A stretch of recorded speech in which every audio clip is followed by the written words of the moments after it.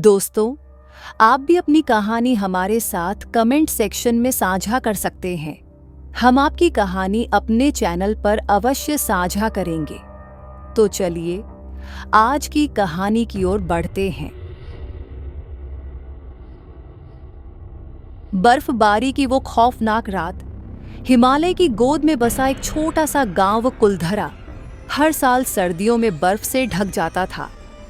दिसंबर की वो सर्द रात थी जब पूरा गांव सफेद चादर में लिपटा हुआ था। लोग अपने अपने घरों में अलाव जलाकर बैठे थे।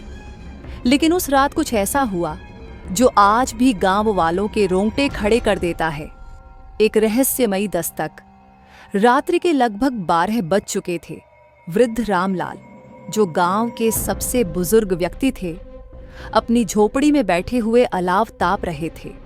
बाहर तेज हवाएं चल रही थीं और हल्की हल्की बर्फ गिर रही थी। तभी अचानक दरवाजे पर दस्तक हुई। इतनी रात को कौन हो सकता है? उन्होंने दरवाजा खोला, पर बाहर कोई नहीं था। उन्होंने सोचा कि शायद हवा के झोंके ने कोई चीज टकरा दी होगी और फिर दरवाजा बंद कर लिया। लेकिन जैसे ही वे अलाव के पास बैठे, फिर से दस्तक हुई।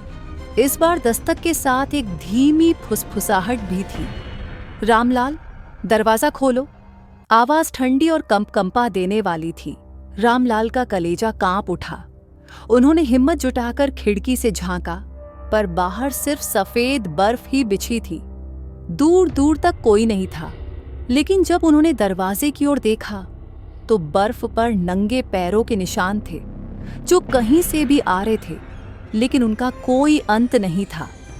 हवेली का अतीत गांव के बाहरी हिस्से में एक पुरानी हवेली थी, जिसे लोग शापित हवेली कहते थे। कहते हैं कि वर्षों पहले वहां एक रहस्यमयी औरत आई थी, जिसने गांव में शरण ली थी। वह बेहद खूबसूरत थी, लेकिन उसकी आंखों में अजीब सी पीली चमक थी। गांव वालों को शुरू में लगा कि वह एक सामान्य औरत है, लेकिन कुछ दिनों बाद अजीब घटनाएं होने लगी। रात के समय हवेली से किसी के जोर जोर से रोने और कराहने की आवाजें आती।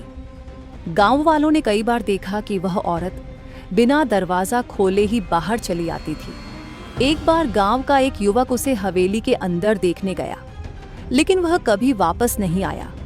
फिर एक दिन वह औरत अचानक गायब हो गई, लेकिन उसके गायब होने के बाद भी हवेली से रात में किसी के कराहने और चीखने की आवाजें आती रहीं। गांव वालों ने वहां जाना बंद कर दिया और हवेली को वीरान छोड़ दिया। उस रात का आतंक रामलाल को एहसास हो गया कि कुछ अजीब होने वाला है। उन्होंने गांव के कुछ लोगों को बुलाने की कोशिश की, लेकिन बाहर गहरी सन्नाटा पसरा था। अचानक हवेली की दिशा से एक भयंकर चीख सुनाई दी। पूरी घाटी उस चीख से गूंज उठी। रामलाल और कुछ गांव वाले जो बाहर निकले थे, सभी सहम गए। हवेली की खिड़कियों से पीली चमकती आंखें उन्हें घूर रही थीं। फिर देखते ही देखते वो आंखें हवेली के बाहर आ गईं और एक लंबी काली परछाई में बदल गईं। हवा में बर्फ उड़ने लगी और तापमान अचानक गिर गया।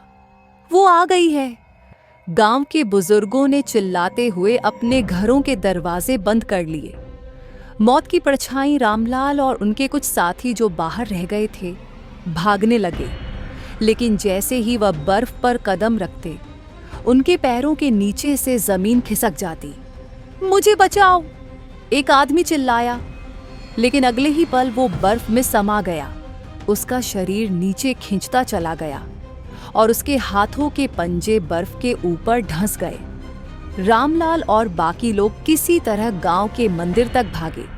जैसे ही उन्होंने मंदिर के द्वार को पार किया, वो भयानक परछाई अचानक रुक गई और तेज चीख के साथ गायब हो गई। अगली सुबह सुबह जब गांव वालों ने बाहर आकर देखा, तो जो लोग रात को लापता हुए थे, उनका कोई नामो निशान नहीं था। बस बर्फ पर खून के धब्बे थे। हवेली की ओर देखा तो वहां एक नया निशान उभर आया था। एक औरत का चेहरा जो अब भी गुस्से से जल रहा था।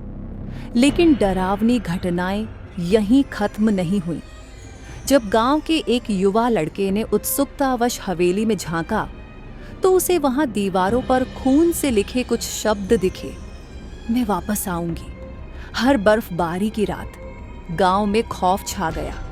अब जब भी हिमालय में सबसे ठंडी रात आती है, गांव वाले अपने घरों में दुबक जाते हैं, क्योंकि उन्हें पता है कि बर्फबारी की वो खौफनाक रात फिर से लौट सकती है। रहस्य का खुलासा कुछ वर्षों बाद एक युवा शोधकर्ता गांव में आया। उसने हवेली में जाकर कुछ पुराने दस्तावेज ढूंढे। उसमें लिखा था कि वो औरत असल में एक श्रापित आत्मा थी जो हिमालय के पहाड़ों में खोई हुई थी। उसे ठंड से नफरत थी, लेकिन जब भी बर्फबारी होती वो अपने पुराने दर्द को याद कर गांव में लौटती। गांव वालों ने उस शोधकर्ता से कहा कि अगर उसने हवेली में रात बिताई तो वो दोबारा सूरज नहीं देख पाएगा। लेकिन जिज्ञासावश वो शोधकर्ता रात में हवेली चला गया। अगली सुबह उसकी खून से लथपथ लाश गांव के चौक में पड़ी मिली। उसके चेहरे पर एक भयावह चीख जम चुकी थी और उसके पास एक कागज पड़ा था जिस पर लिखा था, तुमने मेरी शांति भंग की, अब मैं तुम्हें कभी नहीं छोड़ूंगी। उसके बाद से गांव के लोग उस हवेली की तरफ देखना भी पसंद नहीं करते। क्या आप उस रात वहां जाना चाहेंगे? अब आइए एक और कहानी सुने। बर्फबारी का श्रापित होटल। हिमालय की बर्फीली वादियों में एक होटल था, स्नोव्यू लॉज। ये होटल अपने खूबसूरत नज़ारों और गर्म आतिथ्य के लिए मशहूर था, लेकिन बहुत कम लोग जानते थे कि इस होटल के ऊपर एक खौफनाक रहस्य मंडरा रहा था। पहुंचने की शुरुआत 4 दोस्त रोहित, आकाश, निधि और प्रियंका एक रोमांचक ट्रिप पर निकले थे। उन्होंने सुना था कि स्नोव्यू लॉज की बर्फबारी रातें देखने लायक होती हैं। वहां जाने का रास्ता मुश्किल था, लेकिन रोमांच के शौकीन इन दोस्तों ने अपनी एसयूवी में सफर तय किया। जब वे होटल पहुंचे तो चारों को यह एकदम सुनसान लगा। होटल में सिर्फ एक बूढ़ा केयर टेकर राजू काका मौजूद था। इतनी बर्फबारी में यहाँ कौन आता है? राजू काका ने चिंता से पूछा। हम बस एक रात यहाँ रुकेंगे, हमें भूतों से डर नहीं लगता, आकाश ने मजाक में कहा। राजू काका ने उनकी ओर देखा और धीरे से कहा, डर तो उसे नहीं लगता जो इस जगह की हकीकत नहीं जानता। होटल का अतीत स्नोव्यू लॉज आज से 50 साल पहले भी एक मशहूर होटल था, लेकिन एक कड़ाके की सर्द रात वहां एक परिवार ठहरा हुआ था, पति पत्नी और उनकी छोटी बेटी अवनी। बर्फबारी बहुत तेज हो गई थी। होटल में फंसे होने के कारण उस परिवार ने कमरे के भीतर ही आग जलाने की कोशिश की, लेकिन कमरा धुएं से भर गया और सभी की दम घुटने से मौत हो गई। लेकिन कहते हैं कि उस बच्ची की आत्मा आज भी होटल में भटकती है, और जिस रात बर्फबारी चरम पर होती है वह किसी नए मेहमान को अपने साथ लेने आ जाती है। डरावनी रात की शुरुआत रात के करीब 12 बजे, जब बाहर बर्फबारी तेज हो चुकी थी। चारों दोस्त अपने कमरों में आराम कर रहे थे। तभी अचानक थक थक थक दरवाजे पर हल्की दस्तक हुई। रोहित ने दरवाजा खोला, लेकिन वहां कोई नहीं था। तभी पीछे से प्रियंका की घबराई हुई आवाज आई। मुझे लगा कि मैंने किसी को बालकनी में देखा, एक छोटी बच्ची। चारों दोस्त डर के मारे एक दूसरे को देखने लगे। क्या ये सिर्फ हमारा भ्रम है? निधि ने हकलाते हुए कहा। लेकिन अगले ही पल कमरे की लाइट्स झपकने लगी। हवा में अचानक तेज ठंडक बढ़ गई। ऐसा लगने लगा जैसे कोई अनदेखी शक्ति कमरे में मौजूद हो। खौफनाक मंजर आकाश ने जैसे ही खिड़की की ओर देखा, उसे बर्फीली सतह पर छोटी नंगे पैरों की छाप दिखी। वे छापें सीधे होटल के दरवाजे तक जा रही थीं, लेकिन कहीं से शुरू नहीं हो रही थी। प्रियंका की चीख निकल गई। हमें यहां से अभी निकलना होगा, रोहित चिल्लाया। चारों ने जल्दी से अपना सामान समेटा और होटल के बाहर भागे। लेकिन जैसे ही वे गेट तक पहुंचे, उन्होंने देखा कि एसयूवी पूरी तरह बर्फ में दबी हुई थी। गाड़ी निकालना नामुमकिन था। अंतिम डर अब उनके पास सिर्फ एक ही रास्ता था, होटल में वापस जाना और सुबह तक इंतजार करना। लेकिन जैसे ही वे वापस होटल में घुसे, वहां का नजारा पूरी तरह बदल चुका था। दीवारों पर खून से हाथों के निशान थे और फर्श पर किसी के पैरों की घिसटने के निशान पड़े थे। तभी एक ठंडी आवाज गूंजी, तुम लोग यहाँ नहीं बच पाओगे। चारों की नजर सीढ़ियों की ओर गई। वहां एक छोटी बच्ची सफेद कपड़ों में खड़ी थी। उसकी आंखें अंधकार से भरी हुई थीं और उसके होंठों पर हल्की सी डरावनी मुस्कान थी। तभी उसने धीरे से कहा, मुझे कोई दोस्त चाहिए, क्या तुम मेरे साथ खेलोगे? अगली सुबह सुबह जब राजू काका ने दरवाजा खोला तो होटल के हॉल में 4 लोगों के जमे हुए शरीर पड़े थे। उनके चेहरे पर आखिरी चीख के निशान थे। लेकिन सबसे डरावनी बात यह थी कि फर्श पर बर्फ में चारों के नाम खुदे हुए थे और उनके ठीक नीचे लिखा था, अब हम अकेले नहीं हैं, हम हमेशा यहीं रहेंगे, हर बर्फबारी की रात। आइए एक और कहानी की तरफ बढ़ते हैं, जो कि हमें हमारे एक सब्सक्राइबर ने शेयर की है, जो कि पाकिस्तान से हैं। मरी की बर्फबारी की खौफनाक रात मरी, पाकिस्तान की सबसे खूबसूरत और ठंडी वादियों में से एक, जहां सर्दियों की बर्फबारी हर किसी को अपनी ओर आकर्षित करती है। लेकिन बहुत कम लोग जानते हैं कि जब बर्फ गिरती है तो इसके साथ कुछ अनजानी ताकतें भी जाग जाती हैं। यात्रा की शुरुआत शहर की भीड़-भाड़ से दूर 4 दोस्त अली, हामिद, सलीम और फराह मरी की यात्रा पर निकले थे। वे सब एक एडवेंचर ट्रिप के लिए उत्साहित थे और सोचा कि क्यों ना इस बार भीड़ से हटकर किसी सुनसान जगह पर रुका जाए। होटलों की भीड़ से बचने के लिए उन्होंने मरी के बाहरी इलाके में एक पुरानी कोठी बुक की, जो पिछले कई सालों से खाली पड़ी थी। रास्ते में उनके ड्राइवर ने अजीब चेतावनी दी, साहब वहां रात को मत रुकिए, लोग कहते हैं कि वहां कुछ है जो इंसानों को पसंद नहीं करता। चारों दोस्तों ने इस बात को हंसी में टाल दिया, लेकिन जैसे ही वे कोठी में पहुंचे उन्हें एक अजीब सा एहसास हुआ। हवा में एक अजीब सी ठंडक थी, मानो यह जगह सालों से किसी का इंतजार कर रही हो। कोठी के दरवाजे पर जाले लगे थे, फर्नीचर धूल से भरा था और हर कोने में अजीब सी सीलन की गंध थी। खौफ की शुरुआत रात के करीब 12 बजे, जब बर्फबारी और तेज हो चुकी थी। फराह ने अचानक अजीब सी सरसराहट सुनी। उसे लगा कि कोई उसके कमरे के बाहर चल रहा है। क्या कोई बाहर है? उसने दरवाजे की तरफ देखते हुए पूछा। कोई जवाब नहीं आया, लेकिन अचानक खिड़की पर 3 बार दस्तक हुई। थक थक थक उसकी चीख निकल गई। बाकी दोस्त दौड़कर उसके कमरे में आए। क्या हुआ? हामिद ने पूछा।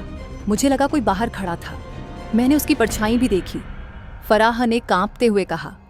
अली और सलीम ने मिलकर खिड़की खोली, लेकिन बाहर सिर्फ बर्फ थी, वहां कोई पैरों के निशान नहीं थे। अचानक बिजली कड़कने लगी और रोशनी बुझ गई। कमरे में घुप अंधेरा छा गया। तभी हामिद को किसी ने पीछे से धक्का दिया। वह जमीन पर गिर पड़ा और उसकी सांसें तेज हो गईं। कोठी का रहस्य अगली सुबह वे गांव के एक बुजुर्ग से मिले, जिन्होंने उन्हें एक भयानक किस्सा सुनाया। ये कोठी पहले किसी नवाब की थी। कहते हैं उसकी एक बेटी जन्नत यहाँ से गायब हो गई थी। लोगों का कहना है कि जब भी बर्फबारी तेज होती है, उसकी आत्मा किसी नए मेहमान की तलाश में भटकती है। अब तक चारों दोस्तों को एहसास हो चुका था कि उन्होंने गलती से इस जगह को चुना है। भयानक रात, उसी रात अली और सलीम बाहर लकड़ियाँ लेने निकले। जैसे ही उन्होंने दरवाजे से बाहर कदम रखा, अजीब सी फुसफुसाहटें सुनाई देने लगी। फुसफुसाहट जो तेज होती जा रही थी। हमें अंदर चलना चाहिए, सलीम ने कहा। लेकिन तभी उन्होंने देखा सामने बर्फ के बीच एक लड़की खड़ी थी। लंबे काले बाल, सफेद झुकी हुई आंखें और बिना जूते के खून से रंगे पैर। तुम मेरी जगह पर क्यों आए हो? एक धीमी मगर डरावनी आवाज गूंजी। अली और सलीम की चीख निकल गई। वे दौड़कर वापस कोठी में घुसे और दरवाजा बंद कर लिया। लेकिन जैसे ही वे मुड़े, उन्होंने देखा फराह हवा में लटक रही थी, मानो किसी ने उसे पकड़ रखा हो। अंतिम डर हामिद ने जल्दी से कुरान की आयतें पढ़नी शुरू की। तभी वह रहस्यमयी शक्ति धीरे धीरे पीछे हटने लगी। फराह नीचे गिरी और सबने तेजी से सामान उठाया और कोठी से बाहर भागे। बर्फ के बीच दौड़ते हुए वे किसी तरह अपनी गाड़ी तक पहुंचे और वहां से निकल गए। लेकिन जब उन्होंने आखिरी बार कोठी की ओर देखा तो वहां खिड़की में वही लड़की खड़ी थी, सफेद आंखों से उन्हें घूरती हुई। सुबह की सच्चाई अगले दिन जब वे पुलिस स्टेशन गए और कोठी के बारे में बताया तो पुलिस अफसर ने एक चौंकाने वाली बात बताई। वो कोठी 10 साल पहले ही गिर चुकी थी, वहां अब कुछ भी नहीं है। चारों दोस्त एक दूसरे को देखने लगे। अगर कोठी गिर चुकी थी तो वे पूरी रात कहाँ रुके थे? आज भी मरी की बर्फबारी के दौरान लोग कहते हैं कि अगर आप रात में अकेले हों तो कोई आपको अपने साथ बुलाने की कोशिश करता है, लेकिन अगर आप उसकी आवाज सुन लें तो आप कभी वापस नहीं लौटते। तो दोस्तों, ये थी आज की कहानी। अगर आपको हमारी कहानी पसंद आई तो हमारे चैनल को सब्सक्राइब करें।